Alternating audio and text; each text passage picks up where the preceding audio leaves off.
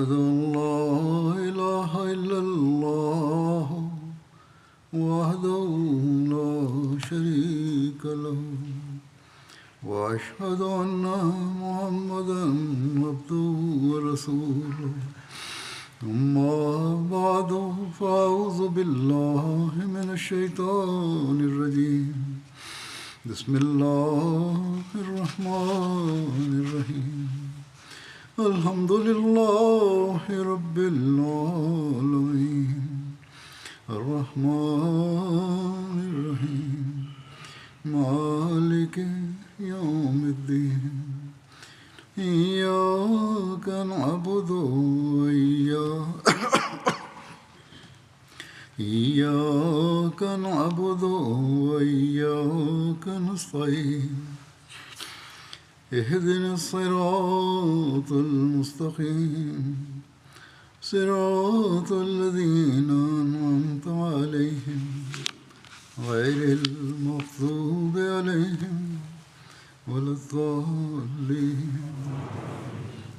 Bukas ang Jamaat ay magdadaos ng isang programa bilang paggunita sa 100 years ng anibersaryo ng Masjid Fazal, kung saan imbitado rin ang mga kapitbahay at mga bisita.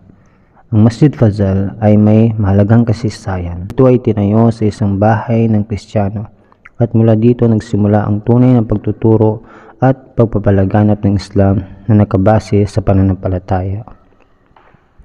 Ngayon, kami ay tinatawag ng mga kalaban na ang Jamaat Ahmadiyya ay isang tinatanim na halaman ng mga Britain, ngunit nakakagulat na sa pamamagitan ng halamang ito, ipinapakita namin ang kahinaan ng relihiyon ng mga taong naninirahan sa kanluran, sa kanilang sariling mga bansa. Patuloy na ipinapalaganap ang kagandahan ng Islam. Samantalang ang mga nag-aakusa sa amin ay hindi nagkaroon ng pagkakataon na magsagawa ng mga aktibidad na tulad nito.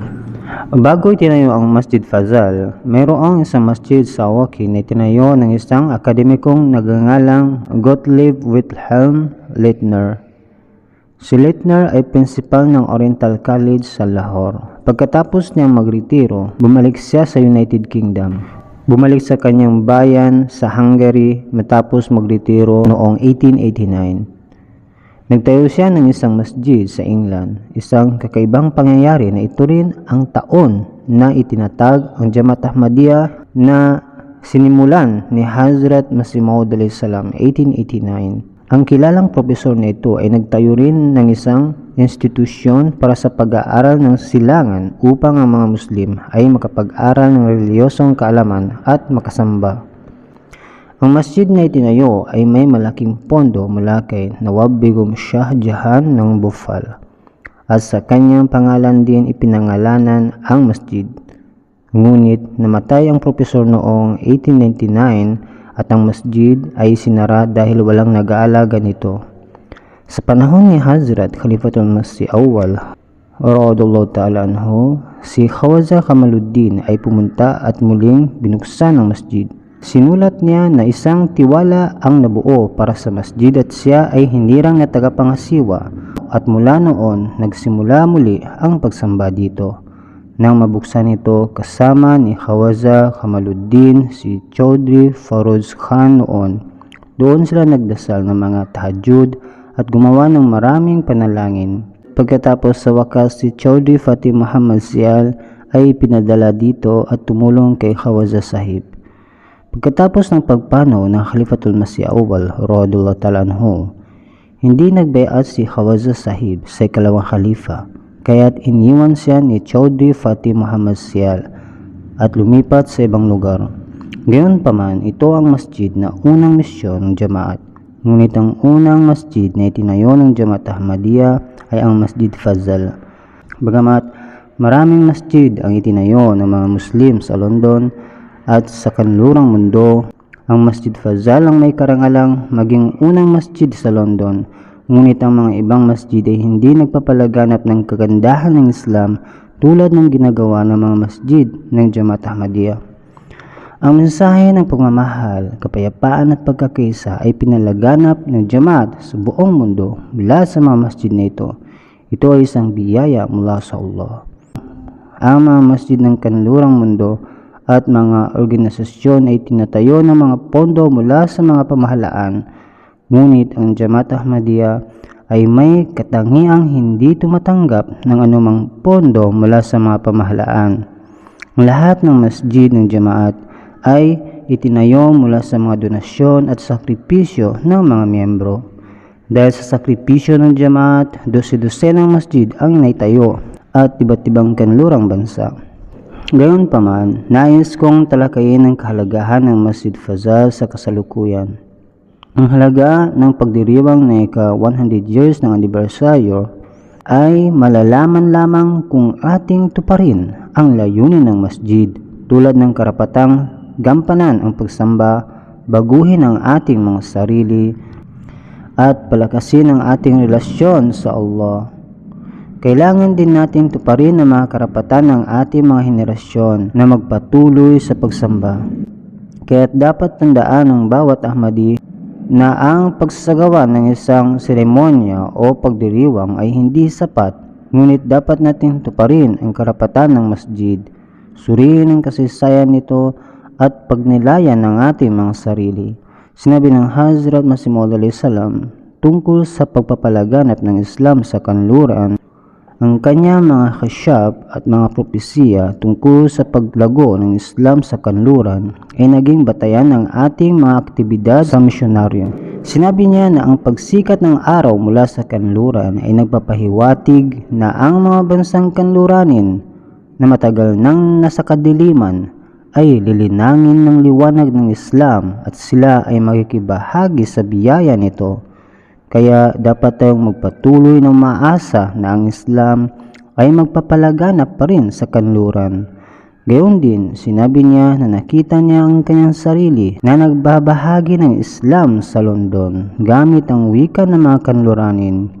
Nakita rin niya ang mga puting ibon na nakaupo sa mga puno na kinakatawan ang mga magiging Muslim sa kanluran.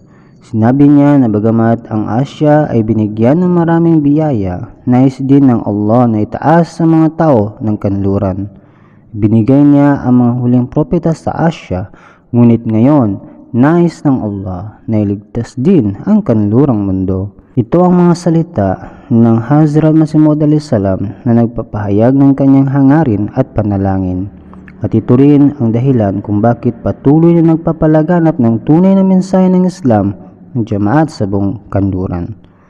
Ang Masjid Fazal ay tinayo rin upang maglingkod sa layuning ito. Tulad ng nabanggit, dumating si Khawaja Kamaluddin sa walking masjid, ngunit pagkatapos ng pagpanaw ng Hazrat Khalifatul Masih Awwal radhiyallahu anhu, hindi niya tinanggap ang sunod na khalifa, kaya iniwan siya ni Chaudhry Fatih Muhammad Sial. Nagpunta si Chaudhry Fatih Muhammad Sial sa ibang lugar at nagsimula ng mga aktibidad sa misyonaryo. Siya ang unang regular na misyonero ng Jamaat Ahmadiyya sa kanluran. Ang unang taong naitalang niyakap ang Islam sa ilalim ng kanyang pangangaral ay isang journalist na nagngangalang Mr. Corey. Kasunod nito, higit sa 100 mga tao ang naging Ahmadi Muslim. Karamihan sa kanyang pangangaral ay sa pamamagitan ng mga lectures, at si Chaudhry Fatih Muhammad Sial ay nagbigay ng mga talumpati sa mga club at mga samahan sa iba't ibang lugar. Sa panahon ng pamumuno ni Hazrat Khalifatul Masih Sani II radhiyallahu anhu, si Maulana Abdul Rahim Nayyar ay pinadala sa London at siya ang sumunod na nagpatuloy ng misyonaryo na gawain sa panahon ng digmaan. Ipinahayag din sa kasaysayan na habang naroon si Hazrat Ghazi Abdullah Sahib, ipinadala ni Hazrat Khalifatul Masih Sani radhiyallahu anhu si Hazrat Mufti Muhammad Sadiq Sahib bilang isang misyonero. Siya ay nanatili roon mula 1917 hanggang 1920. Noong 1919, muling ipinadala sina Chaudhry Fatih Muhammad Sial at Maulvi Abdul Rahim Nayyar roon. Pareho silang nagtrabaho ng walang pag-iimbot at nagpalaganap ng mensahe ng Ahmadiyyat.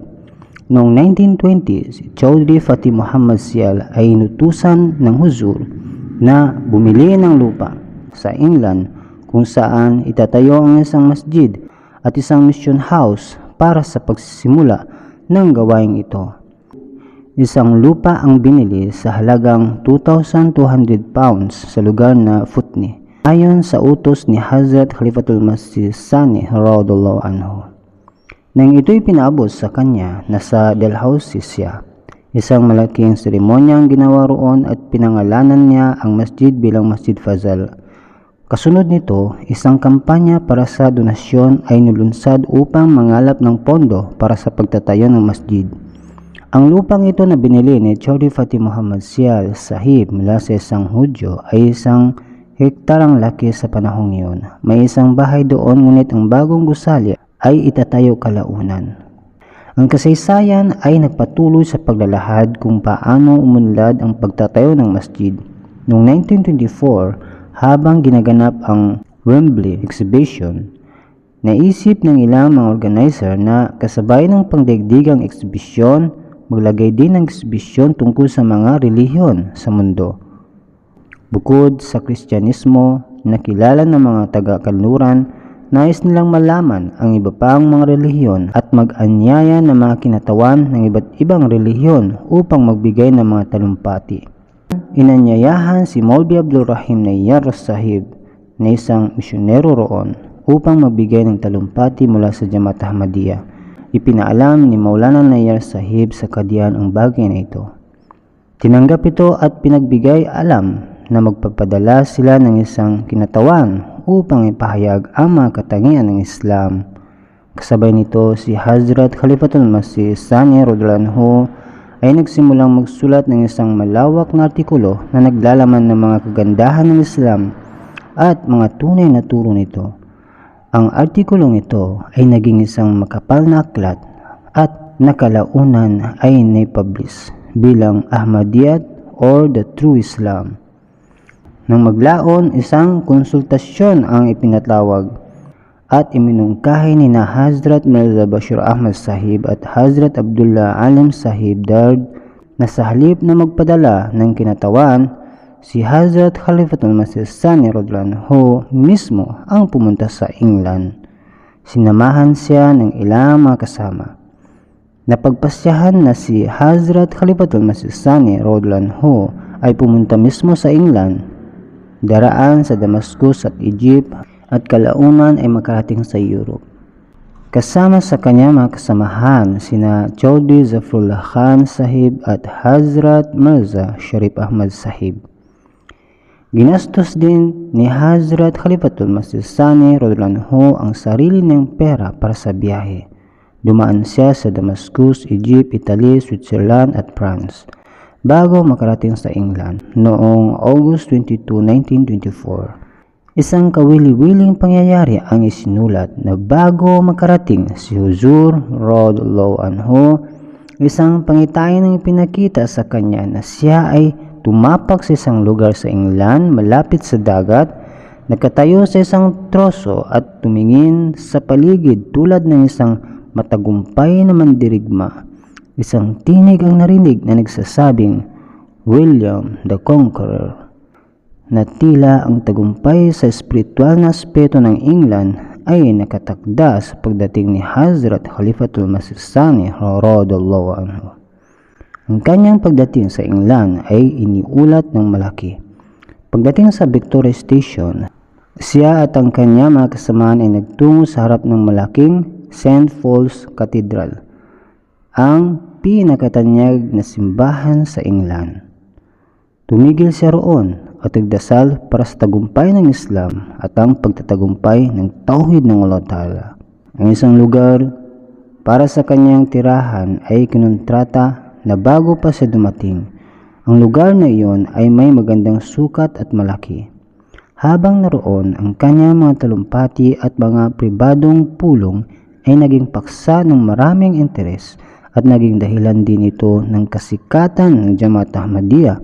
Kasunod ng mga talumpati, sumapit ang oras para sa seremonya ng pagbubukas ng pundasyon ng masjid.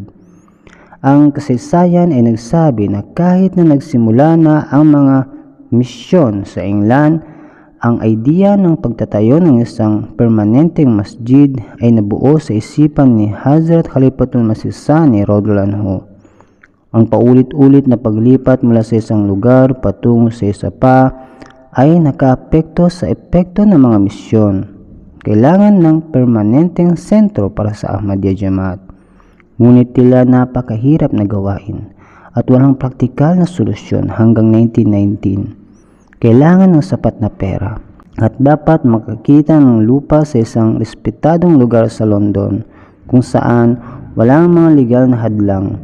Gayunpaman, sa pamamagitan ng biyaya ng Diyos, natugunan ang lahat ng mga hadlang na ito.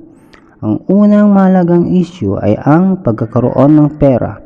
Matapos ang digmaan, bumagsak ang halaga ng pound.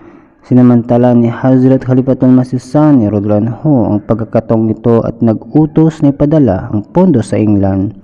Noong January 6, 1920, matapos ang Zuhr prayer, inatasan niya ang Nazir Baitul Mal na magpadala ng 14 hanggang 15,000 rupees sa England. Sa pagbagsak ng halaga ng pound, mas maraming pounds ang makukuha mula sa ipinadalang pera. Pagdating niya sa bahay, isinulat niya ang kautusan. Sa halip na humiram ng pera, pinili niyang maglunsad ng kampanya para sa donasyon. Si Hazrat Khalifatul Masih Sani radhiyallahu anhu ay nag-organisa ng isang pulong pagkatapos ng Maghrib prayer. Bagamat kakaunti ang oras, nakalikom na sila ng 6,000 rupees sa unang araw ng kampanya.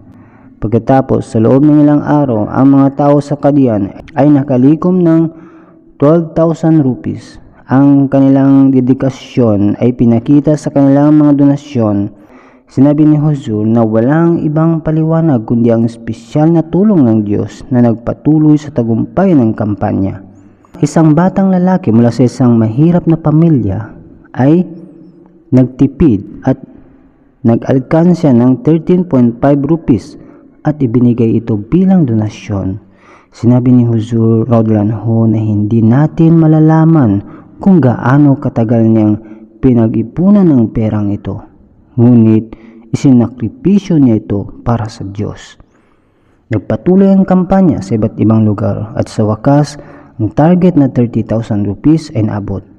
Pagkatapos, nagpatuloy ang kampanya sa labas ng Gurdaspur, Lahore at iba pang mga lugar at naisip na makakalikom sila ng 30,000 rupees mula sa 3 rehiyong ito. Pagkatapos, baka naisip na magreklamo ng ibang mga miyembro ng Jamaat, kaya dinagdagan pa ang halaga at ginawa itong 100,000 upang mas maraming tao ang makalahok sa pagtulong. Sa katunayan, isang tao ang sumulat kay Hazrat Muslim Maud radhiyallahu anhu sa ganito: "Padalhan ninyo ako ng mga pondo sa England na umabot sa 3,468 pounds. Ikumpara ninyo ang ating mga kalagayan ngayon sa mga kalagayan noon. Ang halaga ngayon ay katumbas ng 52,000 rupees noon. Sa loob ng 1 linggo, nakolekta ang halagang ito at pagkatapos ay ipinadala pa ang karagdagang pondo. Nang panahon yun, muling bumaba ang halaga ng pound. Nadagdagan ang halaga ng pera na ipinadala at nakuha nila ang mas maraming pounds mula sa mas kaunting halaga ng rupees. Ang halaga ng pound ay bumaba pa sa 6 rupees bawat pound. Sa wakas, sa pagtatayo at ang paglalagay ng pundasyon ng masjid ay nagsimula sa pagdating ni Hazrat Muslim Maud radhiyallahu anhu. Tulad ng nabanggit ko kanina, noong October 1924, araw ng linggo, inilatag ang pundasyon ng masjid. Sa mga tala ng kasaysayan, sinulat na noong ika-18 ng October 1924, isinulat ng mga pahayagan na ang panahon ng 19 October ay magiging maliwanag at sisikat ang araw. Subalit, pinatunayan ng Allah ang kanyang kapangyarihan at nagsimula ang ulan mula umaga. Sinabi niya, ano ang dahilan para mag-alala? Mas maganda ito. Sa ganitong kalagayan, ang mga taong pupunta para sa inaugurasyon ay talagang pupunta na may taos pusong hangarin. Bukas din may prediksyon ng ulan, kaya tignan natin kung paano ito magiging totoo o hindi. Sa huli, sinabi niya, ang mga taong darating ay pupunta ng may taos pusong hangarin at sa kalooban ng Allah magiging matagumpay ang seremonya. Magiging komportable ang mga tao na maupo sa loob ng tolda at mapapanood ang programa. Ipinadala ang mga imbitasyon sa iba't ibang tao kasama na ang mga miyembro ng parlamento, mga leader, mga politiko at mga diplomat mula sa iba't ibang uri ng propesyon. Dahil sa maikling oras ng paghanda, hinakala namin na konting tao lamang ang darating. Ngunit sa kabila nito, maraming bisita ang dumating. Ang mga kinatawan mula sa iba't ibang bansa ay dumalo at ang seremonya ay naging matagumpay sa lahat ng aspeto. Noong oras ng seremonya kung saan ilalagay ang pundasyon ng masjid, tumayo si Hazrat Khalifatul Masih Sani radhiyallahu anhu at habang siya'y nakatayo, si Hafiz Roshan Ali Sahib ang nagbigay ng tilawat ng 2 sura. Pagkatapos nito, si Hazrat Khalifatul Masih Sani radhiyallahu anhu ay nagbigay ng sermon at sinabi niya na tayo ay nagtipon ngayon para sa isang napaka-espesyal na layunin na kakaiba sa uri nito. Iyon ay para sa paglalagay ng pundasyon ng isang gusali na itinayo lamang upang maalala ang pinakadakilang Diyos at ipahayag ang ating pagkaalipin sa Kanya, ang tagapaglikha ng lahat ng bagay, anuman ang bansa o gobyerno na sinusunod nila o anuman ang kanilang wika, nagiging isa sila dito. Ito ang sentrong punto na pinagsama-samang lahat ng tao, mayaman at mahirap, itim at puti, silangan at kanluran. Habang sila ay lumalapit sa Diyos, ang kanilang mga pagkakaiba ay nababawasan at ang pagkakaisa ay lumalago. Kaya ang gusali na ating itinatayo ngayon ay isang simbolo ng pagkakaisa at kasunduan. Ipinapaalala nito sa atin ang ating pinagmulan at hantungan ay iisa. Kaya hindi tayo dapat mag-away o magtalo dahil sa ating mga pagkakaiba. Pagkatapos sinabi rin niya, ang mga pagkakaiba ay palaging nandyan at walang bagay sa mundo na walang pagkakaiba. Ang pagkakaiba ay mabuti pa nga. Sinabi niya na ang pagkakaiba ay tanda ng awa at hindi ito magdudulot ng pinsala. Ang masamang bagay ay ang kakulangan ng pagtitiis. Kung may pagkakaiba at walang pagtitiis, yun ang problema. Lahat ng tao ay nagnanais na ang kanilang sinasabi ay tanggapin ng iba. Hindi dapat na walang pagkakaiba, gusto lamang ay pagsang-ayon. Ang pagkakaiba ay tanda rin ng pag-unlad at kapag nagtaglay ang tao ng ganitong katangian, ang mga tagumpay ay nalalapit na. Sinabi rin niya, ang tao ay dapat magkaroon ng kakayahang magtiis. Sinasabi ng mga tao na masama ang pagkakaiba. Kung masama ito, ano ang kahulugan ng pagtitiis? Pagtitiis ay naroon lamang kapag mayroong pagkakaiba. Dito nasusubok ang pagtitiis. Kung paano tinatanggap ng tao ang mga pagkakaibang yon at hindi sinasaktan ng iba dahil dito, kaya tandaan lagi natin ito. Sinabi niya na ang bagay na kailangan ng mundo ngayon ay pagtitiis. Kahit na mayroong pagkakaiba sa paniniwala o prinsipyo, bawat isa ay may karapatang tawagin ng iba patungo sa bagay na pinaniwalaan niyang tama. Walang pag-unlad ng kaalaman kung walang pagpapahayag. Ngunit wala sinuman ang may karapatang pilitin ng ibang tao na baguhin ang kanilang salita o gawa bago pa man mabago ang kanilang puso o subukang saktan sila dahil lamang sa pagkakaiba ng pananaw. Dapat mabago ang puso, hindi ang salita o gawa. Kung pipilitin mo ito, mali iyon. Sinabi rin niya na ang isang masjid ay tinayo upang lumikha ng ganitong uri ng spirit at tinawag ng Islam ang masjid na Baitullah, ang bahay ng Diyos. Walang tao ang may karapatang palayasin ng sinuman mula rito dahil sa pagkakaiba o saktan sila. Dahil ito ay hindi bahay ng tao kundi bahay ng Diyos. Ngunit ang mga ulama sa Pakistan ngayon ay iniisip na ito'y sa kanila, kaya't ipinagbabawal nilang mga Ahmadi na magpunta sa mga masjid. Sinabi rin niya na ang isang masjid ay para sa lahat, kahit na para sa mga kaaway ng Diyos. Sinasabi sa Quran, sino ang higit na makasalanan kaysa nagbabawal sa mga tao mula sa mga masjid ng Allah at nagbabawal sa kanila sa pagsamba doon? Ang ganitong uri ng kasalanan ay ginagawa ng mga ulama sa Pakistan sa pangalan ng Islam. Sinabi pa niya na sa kasaysayan, isang grupo ng mga Kristiyano mula sa Yemen ay dumalaw kay Hazrat Muhammad sallallahu alaihi wasallam. Nang dumating ang oras ng kanilang panalangin, humingi sila ng pahintulot na lumabas.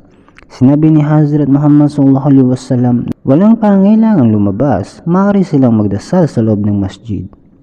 Sa kautusan ng Quran at sa sunna ng Propeta Muhammad sallallahu alaihi wasallam, malinaw na ang mga masjid ng Islam ay bukas para sa lahat ng tao na nais sumamba sa Diyos. Ang mga ito ay mga sentro ng pagkakaisa.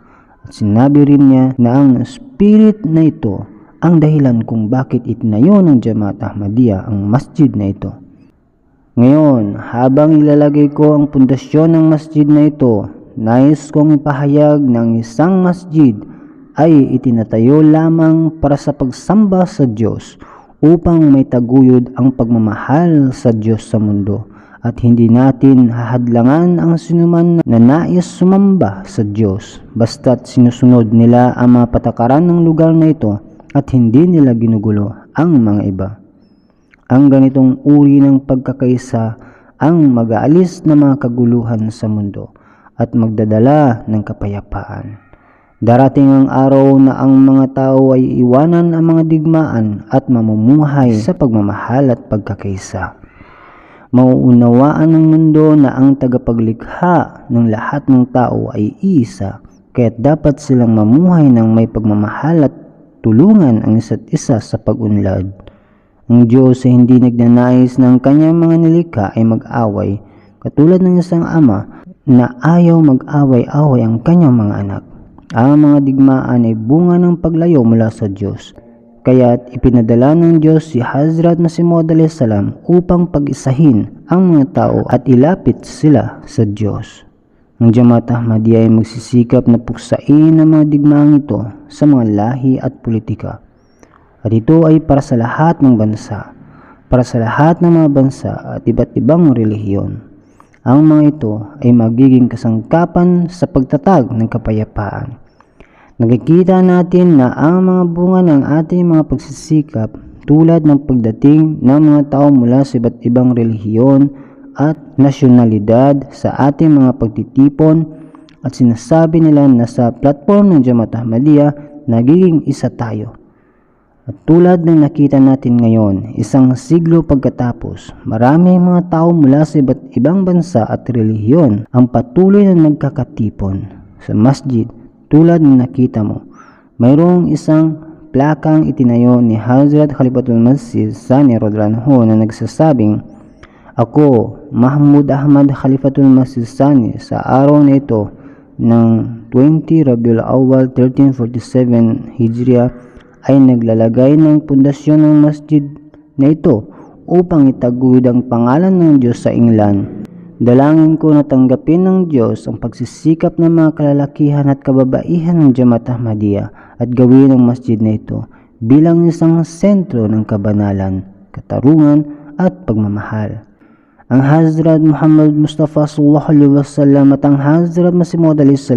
ay nagbigay liwanag sa mga bansang ito at sa iba pa. Dalangin ko na patuloy na magdala ng espiritual na liwanag ang masjid na ito. Ang pundasyon ng Masjid Fazal ay nilagay noong 19 October 1924. Maraming mga pahayagan ang nag-ulat tungkol dito at pinuri ang pagsisikap ng Jamaat Ahmadiyya. Pagkatapos ng 2 taon noong 1926, binuksan ang masjid, bagamat inasahan si Shah Faisal na magbukas nito, hindi siya pinayagang dumating dahil sa reaksyon ng mga Muslim. at malinaw niyang sinasabi na hindi ako Ahmadi. Ngunit sa kabila nito, nais namin maglingkod sa Islam, kaya't dapat tayong magtulungan ng lampas sa ating mga pagkakaiba. Gayunpaman, ito ang kanyang bukas na kalooban na kanyang ipinahayag. Naway gantimpalaan siya ng Allah para dito. Sa anumang kaso, ito ang natatanging kasaysayan ng Masjid Fazal at ito rin ang layunin ng pagtatayo ng masjid na ito. Ang layunin ng pagtatayo ng masjid na ito ay upang maikalat ang Islam sa kanluran. Kaya ngayon, tulad ng nabanggit ko noon, tayo ay nagdiriwang ng 100 taon ng pagkatatag nito, ngunit ang pagdiriwang nito ay hindi para sa isang makamundong layunin. Bagkus tulad ng sinasabi ko mula sa mga salita at turo ni Hazrat Muhammad SAW, ito ay isang lugar kung saan ang mga tao ay magtitipon upang sumamba sa nag-iisang Diyos, upang gampanan ang mga karapatan ng bawat isa, upang mapaunlad ang kanilang mga espiritual na aspeto at upang mapalago ang kanilang mga moral na pamantayan. Sa panahong ito, kapag ang mga tao ay nakakalimot na sa Diyos, nagiging napakahalaga ang papel ng masjid. Ayon sa mga turo ng Allah, ang layunin ng paglikha ng tao ay ang pagsamba sa Kanya, at dito tayo lumalayo. Kaya't dapat nating subukang matutunan ng tamang paraan ng pagsamba at gampanan ang ating tungkulin.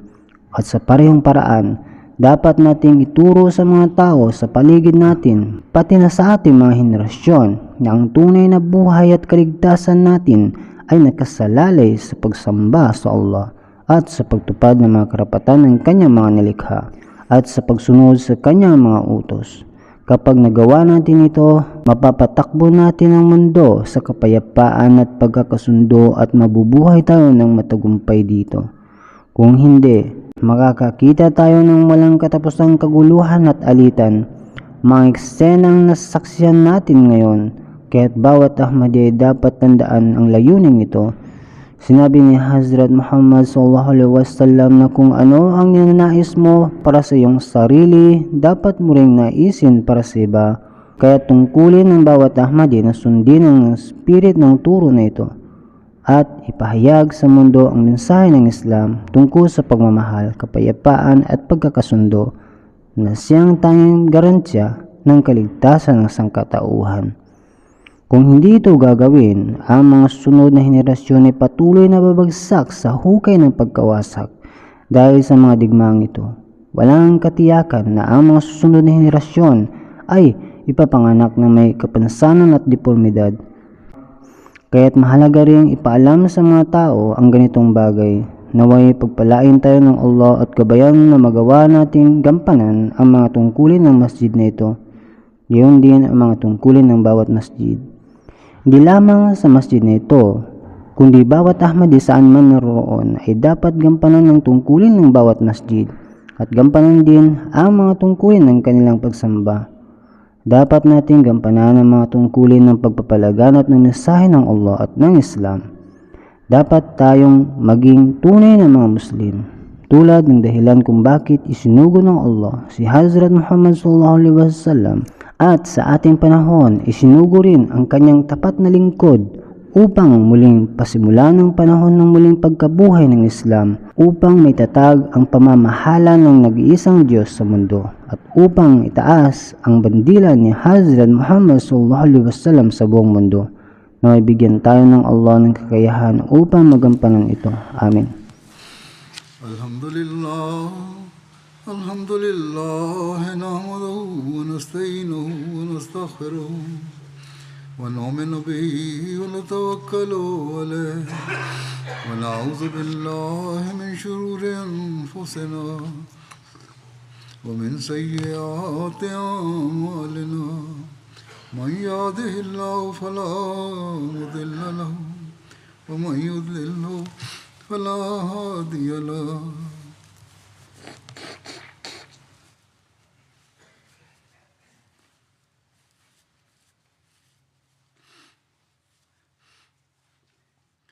ونشهد أن لا إله إلا الله ونشهد أن محمدا عبده ورسوله عباد الله رحمكم الله إن الله يأمر بالعدل والإحسان وإيتاء ذي القربى وينهى عن الفحشاء والمنكر والبغي يعظكم لعلكم تذكرون اذكروا الله يذكركم وادعوه يستجب لكم ولذكر الله أكبر